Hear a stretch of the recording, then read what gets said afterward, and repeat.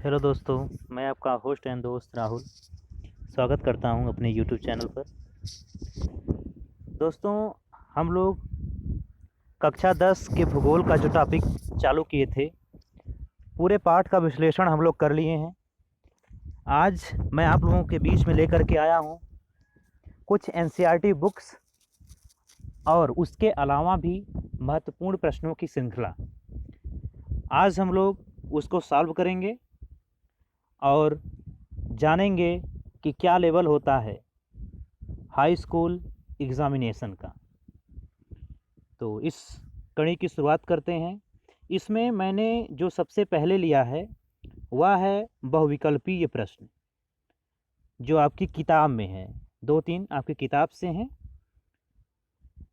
पहला प्रश्न है, इनमें से कौन सी टिप्पणी प्राकृतिक वनस्पति जात और प्राणी जात के ह्रास का सही कारण नहीं है। ध्यान रखने योग्य बात है, यहाँ पर पूछ रहा सही कारण नहीं है।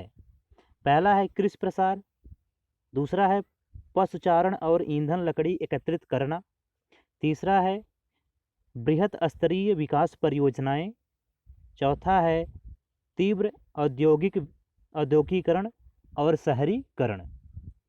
तो यहाँ से लग रहा है कि इसका जो सही कारण नहीं है वह हमारा उत्तर होगा पशुचारण और ईंधन एकत्रित करना।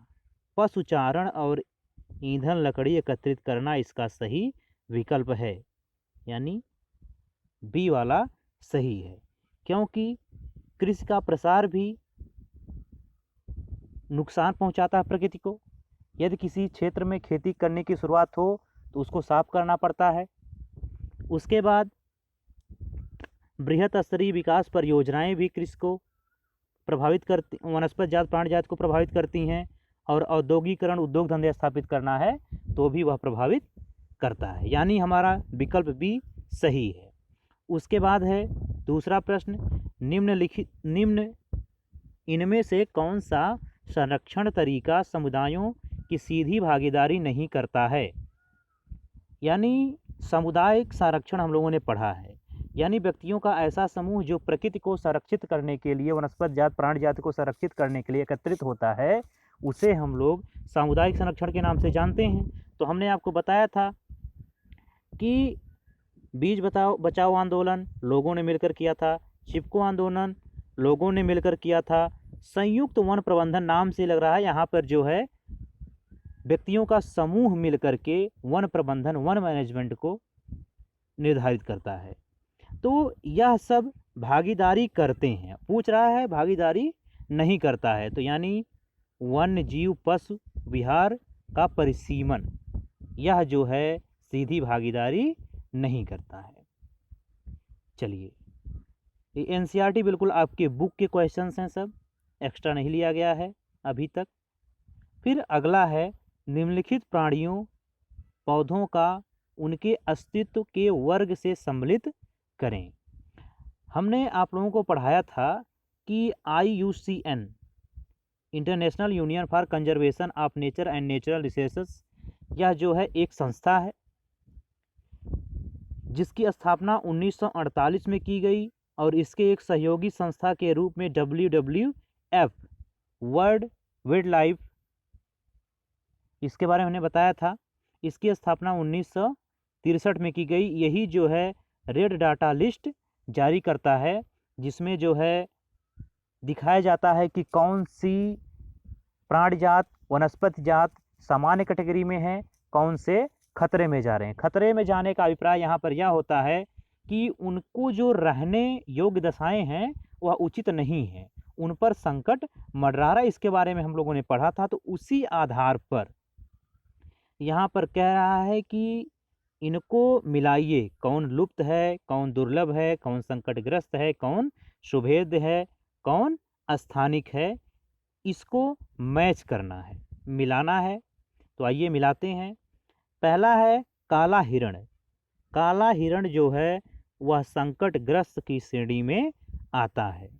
दूसरा है एशियाई हाथी, यह भी जो है सुभेद की कैटेगरी में आता है।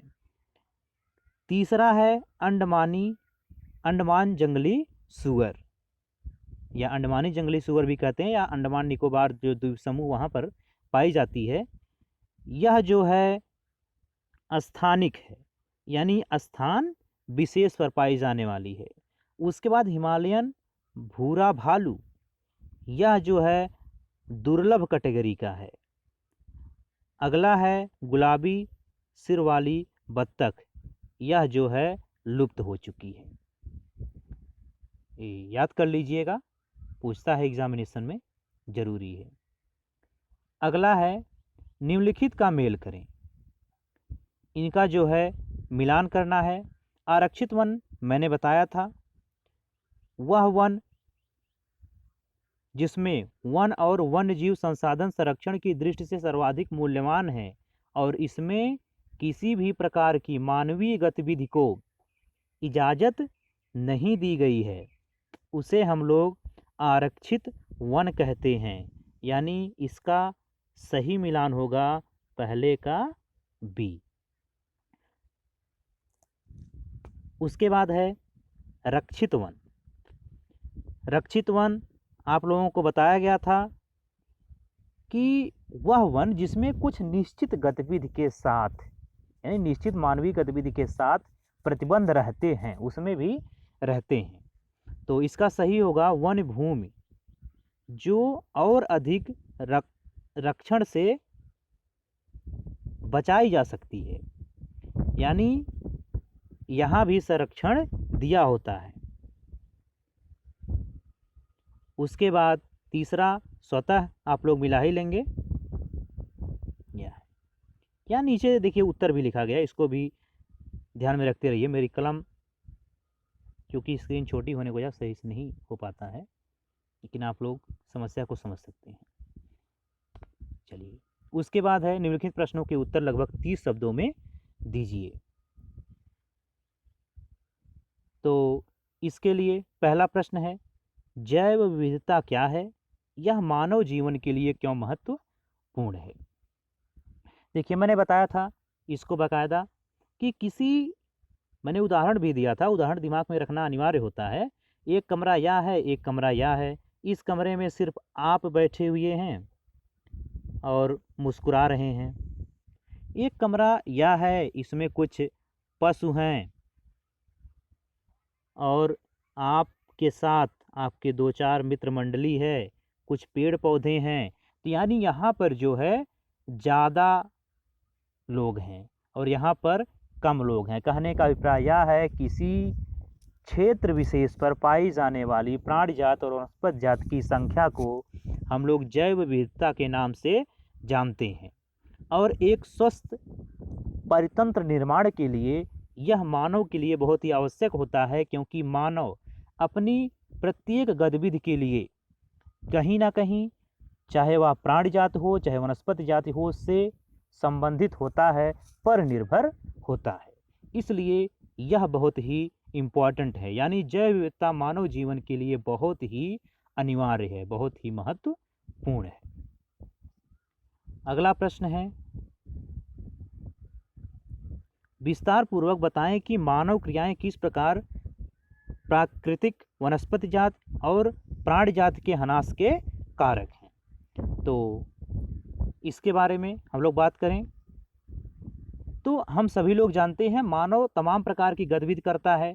जैसे मैंने बताया था, बांध निर्माण, डैम बनाएगा, कृषि करेगा, जंगलों को काटता है मानव अपने उपयोग के लिए, लकड़ी के लिए। तो ये तमाम प्रकार की गतिविधियां हैं जो मानव प्राकृतिक जात और वनस्पति जात, प्राणी जात को नुकसान पहुंचाता है। मनुष्यों ने कृषि के प्रसार के लिए तेजी से जंगलों को कम किया है, इससे वनों का ह्रास हुआ है। संवर्धन, वृक्षारोपण से एक ही तरह की प्रजाति को बढ़ावा दिया जाता है जो परितंत्र के लिए ठीक नहीं है। विकास परियोजनाओं के कारण भी वनों का ह्रास हुआ है। वनों के ह्रास होने से प्राकृतिक वनस्पति जाति और प्राणी जाति की संख्या में भारी कमी आई है। तो उम्मीद करता हूँ आप लोग समझ गए होंगे, किसी एक तरह का पेड़ पौधा लगाने से प्रकृति का संरक्षण नहीं होता है। प्रकृति में तमाम प्रकार के पेड़ पौधे लगाए जाते हैं। सिर्फ आप लोग देखते हैं गांव में लोग सफ़ेदा लगा देते हैं, जिसको हम लोग यूकेलिप्टस कहते हैं। सिर्फ उससे जो है प्रकृति संरक्षण नहीं होता है। हर एक छोटे से छोटे जीव जंतु, छोटे से छोटे पेड़ पौधे का प्रकृति में अपना महत्व है। अगला क्वेश्चन है, तो चलिए आज की वीडियो यहीं तक करते हैं, ज़्यादा लंबी ना होने पाए, नहीं तो आप लोगों को देखने में प्रॉब्लम होगी। अगले प्रश्न पर हम लोग अगली वीडियो में डिस्कस करेंगे। थैंक यू, धन्यवाद।